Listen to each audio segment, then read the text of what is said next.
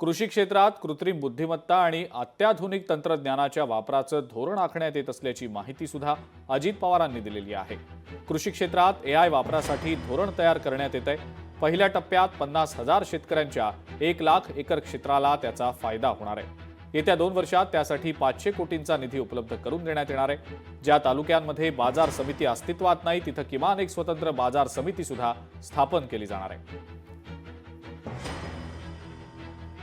ज्या तालुक्यामध्ये बाजार समिती अस्तित्वात नाही तेथे किमान एक स्वतंत्र बाजार समिती स्थापन करण्याचं ठरवण्यात आले।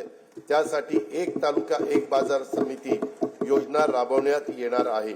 शेतमालाला हक्काची आणि शाश्वत बाजारपेठ मिळवून देणं यासाठी शासकीय, निमशासकीय व खासगी क्षेत्रात उपयुक्त असलेल्या प्रणाली शेतकऱ्यांच्यापर्यंत पोहोचवण्यासाठी कृत्रिम बुद्धिमत्ता तंत्रज्ञानाचा वापर करण्यात येणार आहे। पहिल्या टप्प्यात 50,000 शेतकऱ्यांच्या 1 लाख एकर क्षेत्राला त्याचा फायदा होईल। येत्या 2 वर्षात त्यासाठी 500 कोटी रुपयाचा निधी उपलब्ध करून देण्यात येणार आहे। लोकशाही मराठी ऐका, पहा, जागरूक रहा।